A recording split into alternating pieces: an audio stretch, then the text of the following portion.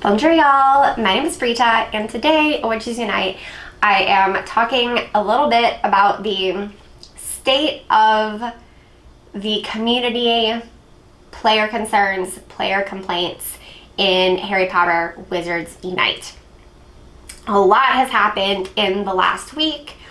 Multiple people on different social media platforms have asked for a response from me. They have asked for a response from James of Expecto Go.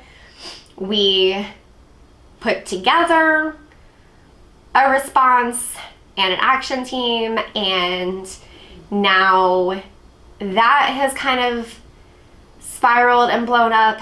So this is my attempt, my second attempt, this is my second time filming, to give a quick overview of what's been going on and what I am trying to do with the influence that I have. So, first of all, there are two pieces of content that have been going around the Wizards Unite community.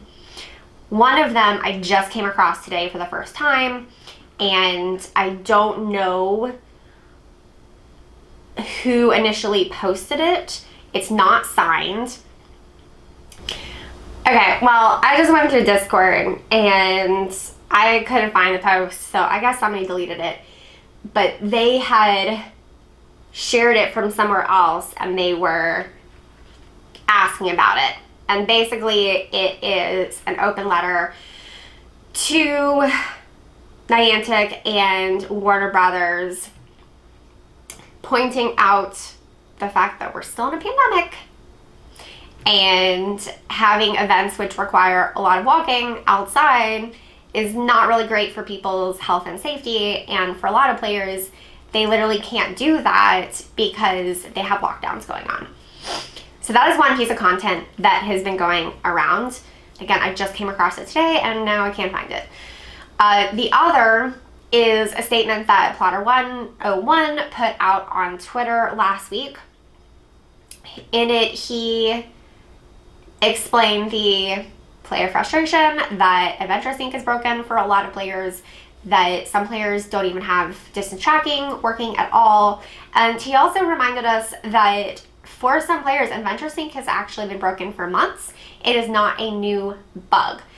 And for all of these reasons, and the fact that the 1920s Wizarding World Convergence is Portkey exclusive, so blocking players from being able to participate in the event, he kind of called for a boycott. And I say kind of because I have talked to him since then, and he didn't intend for it to be this big organized thing. It was more his personal opinion that he really likes the community, that he enjoys doing events with friends, and if he can't play alongside his friends, he doesn't want to participate in an event.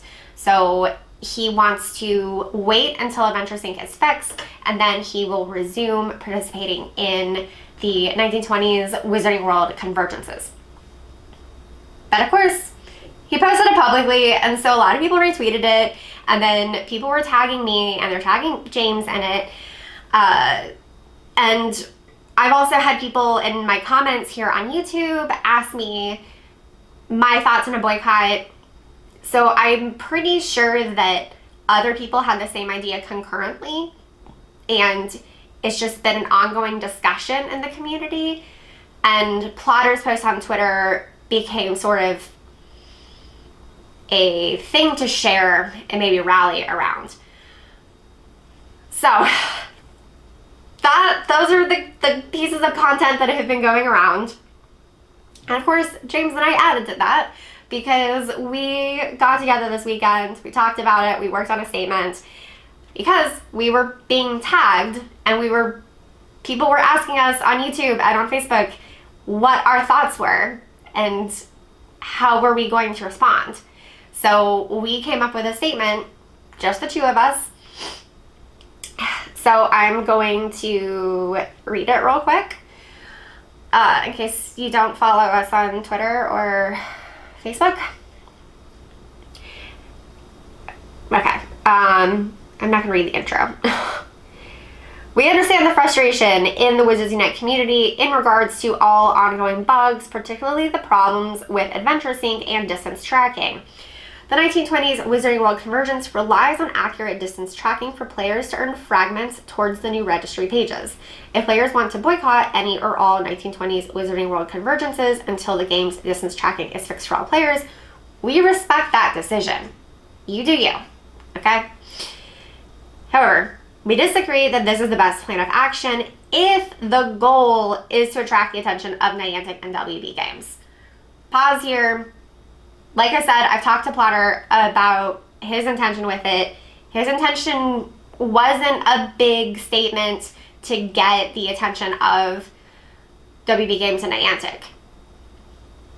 He just doesn't want to be part of a communal game if his friends can't participate.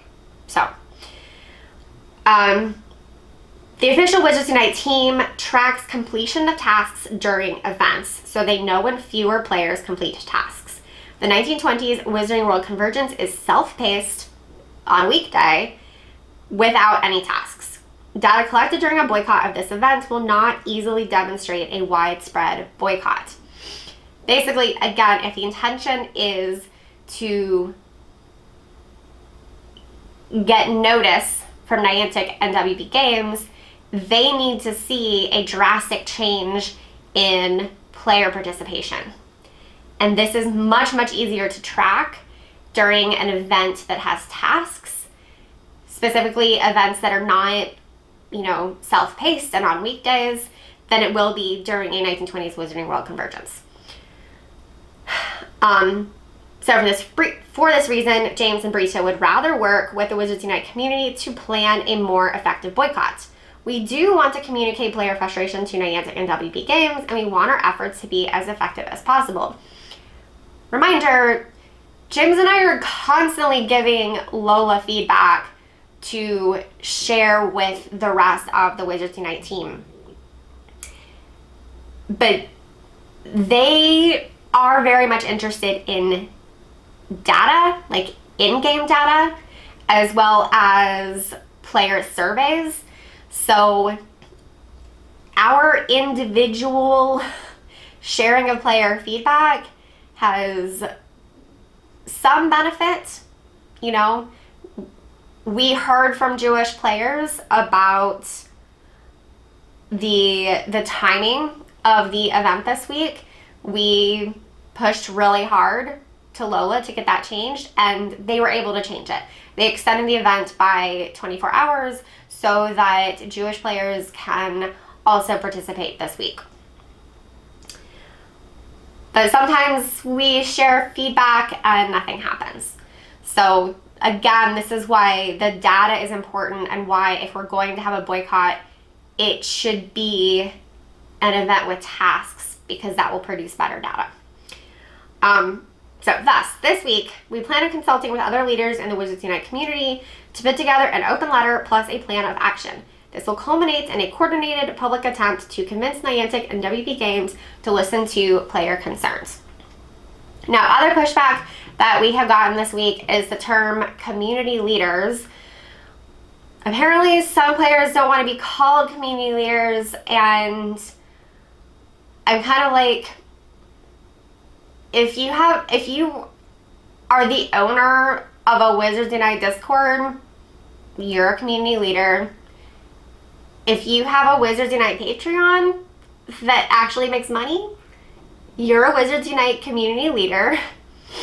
And for the people who are upset that James and I were calling ourselves community leaders, well, how else would you describe, one, the Wizards Unite YouTuber who has the largest Wizards Unite YouTube channel globally, because that's James, and two, the editor-in-chief of the world's largest Wizards Unite fan website, because that's me. Community leader is how I would describe us. And again, James and I were asked to respond to all of this.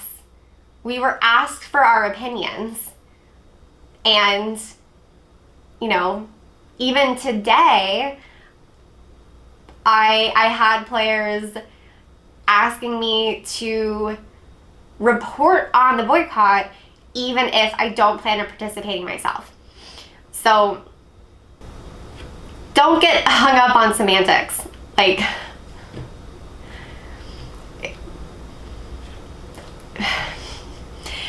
anyway, we invited about 20 people to talk to us about what they are seeing in each of their Wizards Unite communities. These people are Discord admins, Discord moderators, Facebook group admins, Facebook group moderators, Reddit admins, Reddit moderators, and of course other content creators.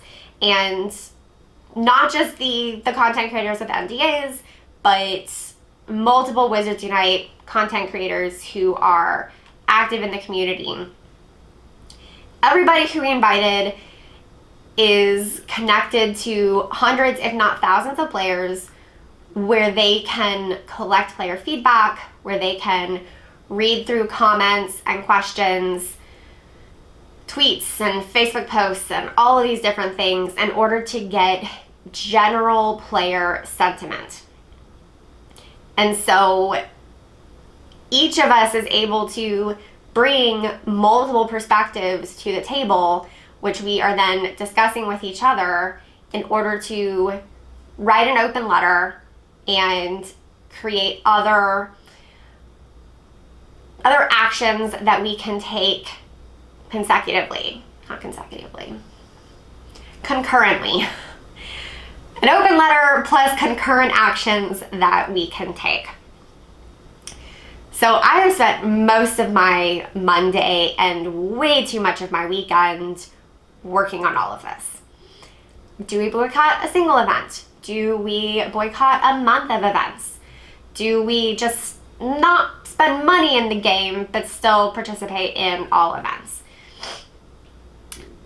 Do we create alternate activities to do during a boycott of an event that we then all post about on social media using the same hashtag to demonstrate the strength of the Wizards Unite community even when we're not doing a Wizards Unite event?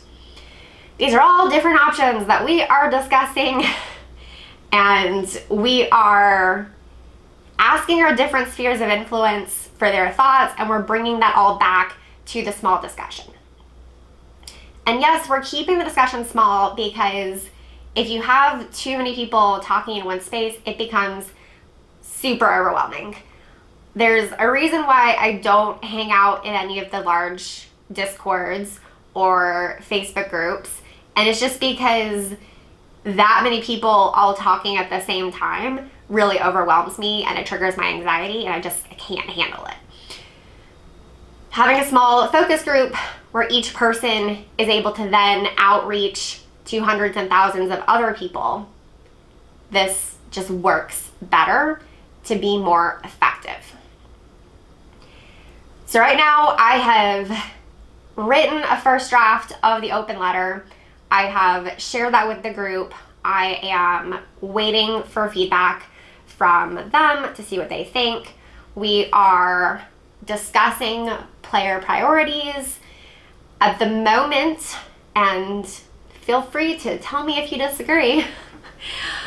The two priorities that I think most players would like to see is, one, a focus on fixing bugs, even if that means canceling events or delaying events, or even delaying new content. That players would rather see bug fixes first rather than new content, new events. So that is the first player priority that I have seen. That is the overall sentiment that I have come across, that the other community leaders have also come across. But if you disagree, let me know. And then the other is that we want better communication. there is very little that is communicated through any official Wizards Unite channels. The Twitter account pretty much only shares event information, and even that information is sparse. They also retweet, creative posts from community members. And then the Facebook page does even less. They do a single image post with a bit of text for each event. And that's it. The forum posts are helpful, but they are sparse. And if you have ever tried to navigate the forum, it is difficult if you are trying to find any sort of specific updates. It's like, okay, you can find the initial post, but a lot of the responses are just in the comments, and you have to try and track the comments to know what's going on in the game. The in-game SOS report doesn't get updated very often.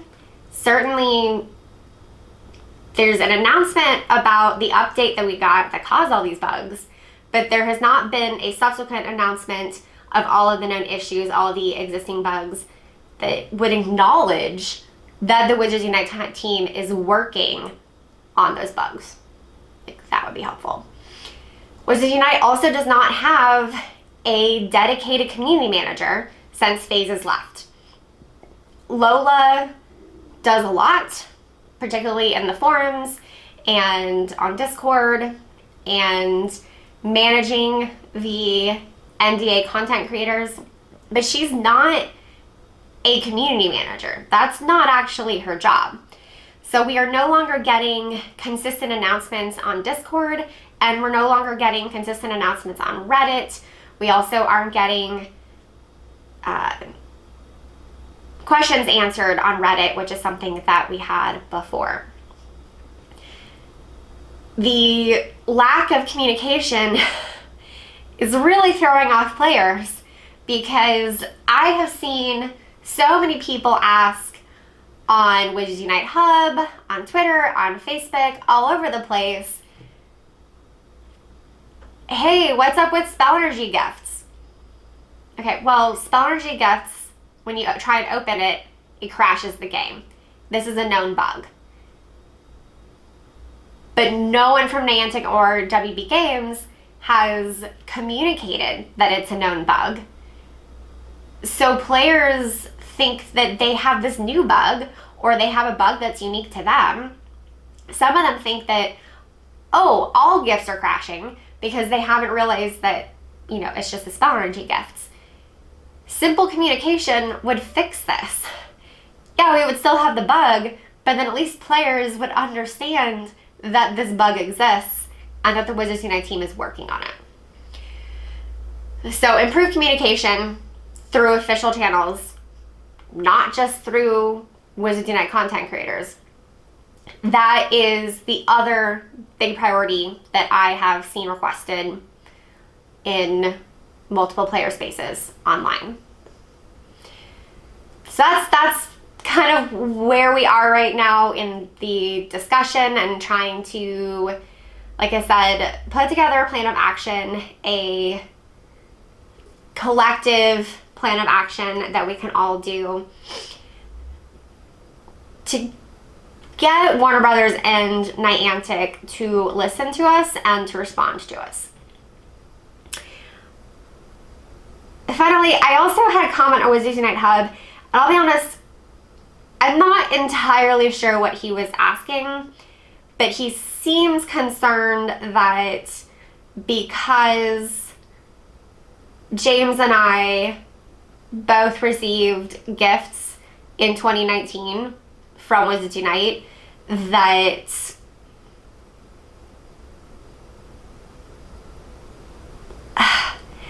I don't think he was trying to imply that we can't be trusted. But he seemed to think that we needed to disclose that, even though, we're working on this with a team of people, and all of those people already know that we we received gifts in 2019. I don't know. To the best of my knowledge, no Wizards Unite content creator or influencer or anything like that has received anything materially since the fan festival in 2019. Which, by the way, I paid my own way for that. Just like I also paid my own way to the LA launch event. But if that matters to you, this is my disclosure that 2 years ago I received a whole bunch of like Harry Potter swag that is like sitting in a box somewhere in my house. Anyway, this video is probably a little disjointed. I promise it's better than the first time I tried to film it. And yeah, that's all I've got for you guys. I personally will not be joining the boycott this week. I will personally be picking up Portkeys and walking off Portkeys this week. I have a pretty busy schedule, so it's not going to be a big focus of my week. I also do not plan on spending any money. I have not spent money in the game in over a year. It was like Labor Day weekend last year that I spent money. If you want to boycott this event, absolutely go for it. I have seen different levels of response to boycotting. There's some people who are just not going to open the game at all during the 1920s Wizarding World Convergence. There are some players who will open the game, but they don't plan on picking up any of the event port queues. So they'll play normally, just not pick up any event port queues. And then there are other players who are just going to use their gold key during the event, not any of their silver queues. Then I think a lot of players are just choosing to use existing silver queues, but not spend any money in the game. I'm also, at least for this event, I have in-game gold that I have earned. I am not going to buy additional silver keys with that, at least for this event. So, okay, I think that's it. This was, I know it was just me talking to the camera for 20 minutes, and I covered a lot of very different information in this video. But hopefully this gives you an idea of some of the mess that is going on right now, the very different discussions that are happening in different parts of the Wizards Unite internet. As always, I am interested in y'all's thoughts, your comments, your opinions. I do take what you guys say and I pass it on. It's just that I don't always get a response, and stuff doesn't always change just because I ask for it. But keep in mind that sometimes player feedback does really make a difference. That is why they extended the 1920s Wizarding World Convergence this week by 24 hours. That was directly due to player feedback, and yeah, the fact that James and I specifically shared that feedback with Lola. So we are hoping that once this group of about 20 people, we agree on a plan of action, we will share it with the world. I'll let you guys know. And at that point, we really hope that we can get some better communication in the game and see the developers prioritize bug fixes over new content and events. That's it. I'm gonna go edit this and publish it immediately and then film another video. Until next time, au revoir, witches.